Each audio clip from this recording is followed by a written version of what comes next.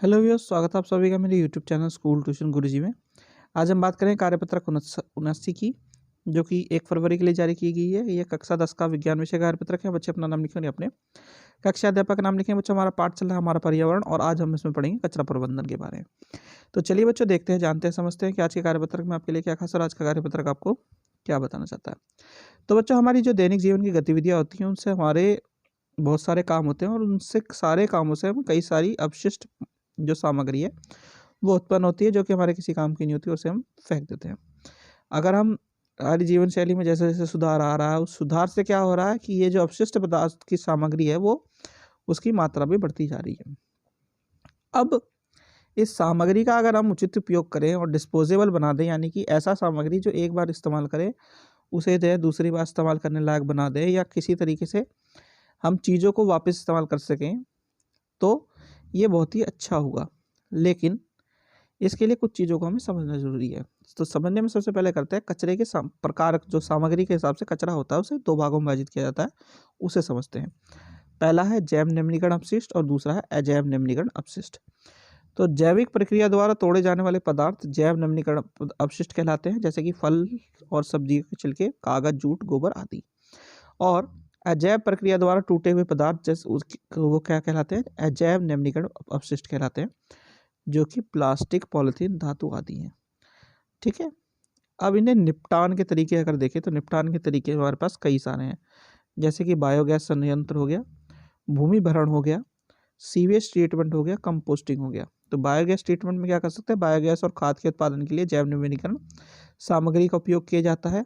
दूसरा क्या है, भूमि भरण। इसमें क्या करते हैं, कचरे को निचली सतह पर में दबाया जाता है और बुलडोजर के साथ कंपोस्ट किया जाता है। अब सीवेज ट्रीटमेंट में क्या होता है, प्लांट में नदी में जोड़ने से पहले नाली के पानी को संयंत्रों द्वारा उपचारित किया जाता है, यानी साफ कर दिया जाता है।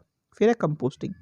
कंपोस्टिंग में क्या किया जाता है कि जैविक अपशिष्ट को कंपोस्ट पिट में भरकर पौधों के लिए कंपोस्ट बनाने के लिए उपयोग किया जाता है। यानी कि ये कुछ तरीके हैं जिनसे हम कचरे का निपटान कर सकते हैं बच्चों। अब बात आती है कचरा प्रबंधन की। तो कचरा प्रबंधन में हम कुछ चीज़ें करते हैं, जैसे कि पुनः चक्रण, कम उपयोग, पुनः उपयोग और पुनः प्रयोग।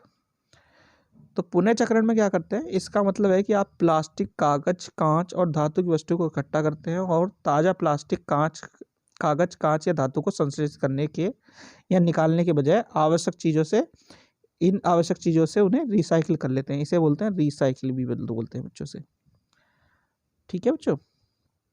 अब है पुनः उपयोग। पुनः उपयोग को हम क्या कहते हैं, रीयूज। ठीक है बच्चों।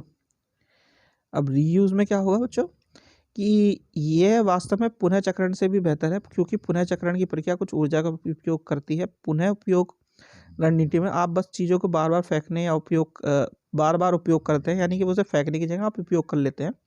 इस्तेमाल किए गए लिफाफों को फेंकने के बजाय आप उसे उलटकर फिर से उपयोग कर सकते हैं। ये एक तरीके का आपका यूज़ करने का तरीका हो गया बच्चों। फिर है कम उपयोग, जिसे हम रिड्यूस भी बोलते हैं।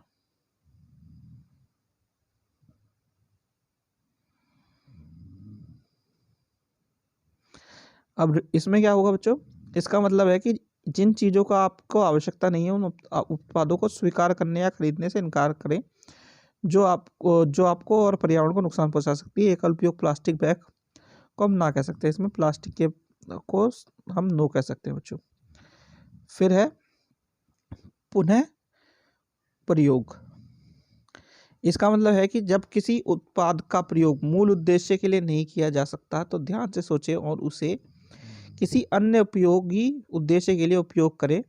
उदाहरण के लिए टूटी हुई क्रॉकरी या टूटे हुए हैंडल वाले कप का उपयोग छोटे पौधों को विकसित करने और पक्षियों के लिए खिलाने वाले बर्तनों के रूप में किया जा सकता है बच्चों। तो ये कुछ चीज़ें होगी बच्चों आपकी जो आपकी वर्कशीट से रिलेटेड थी। अब जरा क्वेश्चन आंसर देख लेते हैं बच्चों।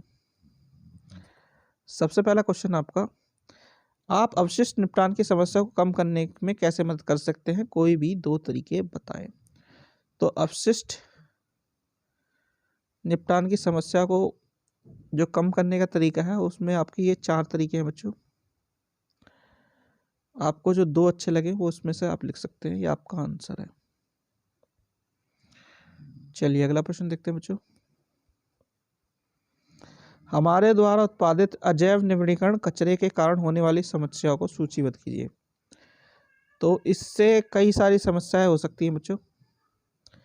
जैसे कि पहली समस्या ये है कि पर्यावरण में काफ़ी लंबे समय तक या वातावरण में काफ़ी लंबे समय तक रहती है, जिससे प्रदूषण फैलता है बच्चों।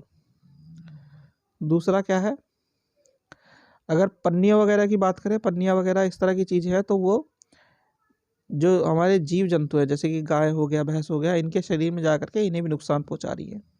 ठीक है। तीसरे पर क्या कर सकते हैं, अजैव नवीनीकरण जो सब पदार्थ होते हैं उनके कचरे का निपटान जब होता है, यानी कचरे के निपटान के कुछ खास तरीके होते हैं, उनके द्वारा ही उनका निपटान हो सकता है। और चौथा क्या हो सकता है बच्चों, जब अजैव नवीनीकरण कचरे को हम कुछ खास तरीक़ों से उनका निपटान करते हैं तो उसमें काफ़ी ऊर्जा हमारी खर्च होती है बच्चों। तो ये कुछ तरीके हैं बच्चों आपके जो समस्याओं के रूप में आपको देखने को मिलते हैं। ये आपका आंसर है बच्चों। फिर है प्रश्न नंबर 3 बच्चों, डिस्पोजेबल प्लास्टिक्स के बजाय डिस्पोजेबल पेपर का कप का उपयोग करने के 2 फायदे या लाभ लिखिए। तो इससे क्या होगा बच्चों, इससे ये होगा कि हम जो पहले पेपर है उसका इस्तेमाल करेंगे तो हम पेपर का इस्तेमाल रीयूज में कर सकते हैं। ठीक है, पहली चीज़। दूसरी चीज़, पेपर क्या है, जैव नवीनीकरण पदार्थ है, तो इसलिए वो आसानी से सड़ गल जाएगा, तो हमें कोई दिक्कत होगी नहीं इन कंपैरिजन करें तो प्लास्टिक के बच्चों। फिर है प्रश्न नंबर 4, सीवेज ट्रीटमेंट प्लांट का लाभ लिखिए। तो सीवेज ट्रीटमेंट प्लांट की अगर लाभ की बात करें बच्चों हम, तो सीवेज ट्रीटमेंट प्लांट के कई सारे लाभ हैं। पहला लाभ ये है कि इसके द्वारा जो जल जाएगा नदियों में, वो क्या करेगा, वो हमारी नदियों को नुकसान नहीं पहुंचाएगा। ठीक है। दूसरा क्या कर सकते हैं बच्चों आप, कि इसके द्वारा जो पानी जो हमें मिल रहा है, अगर हम यूज़ करना चाहें तो पेड़ पौधों को देने में, गाड़ियों को धोने में, या फिर साफ सफाई के कार्यों में उसे इस्तेमाल कर सकते हैं। यानी कि हमारा जो पानी की मात्रा कम हो रही है उसे भी हम कर सकते हैं। तो ये 2 लाभ आप लिख सकते हैं बच्चों। फिर है प्रश्न नंबर 5। प्रश्न नंबर 5 क्या है, यदि आप प्लास्टिक बैग को नहीं कहते हैं तो आप किस सामग्री के बैग का उपयोग कर सकते हैं और क्यों। तो अगर आप प्लास्टिक बैग को ना कहते हैं तो आप पहली चीज़ क्या कर सकते हैं, कपड़े के बने हुए बैग का उपयोग कर सकते हैं, या दूसरी चीज़ जूट के बने हुए बैग का उपयोग कर सकते हैं। और ऐसा इसलिए क्योंकि यही ट्रेडिशनल तरीके हैं जिससे आप क्या कर सकते हैं, जो कपड़े जो हमारे पास बच जाते हैं, जूट का जो बैग वगैरह का बच जाते हैं जो ख़राब हो रहे होते हैं, उनका इस्तेमाल भी कर लेंगे हम, और पर्यावरण के लिए भी फ़ायदेमंद ही है। ठीक है बच्चों। तो बच्चों ये होगी आपका कार्यपत्र कंप्लीट, और वीडियो भी आशा करता हूँ आपको वीडियो अच्छी लगी होगी। Thank you.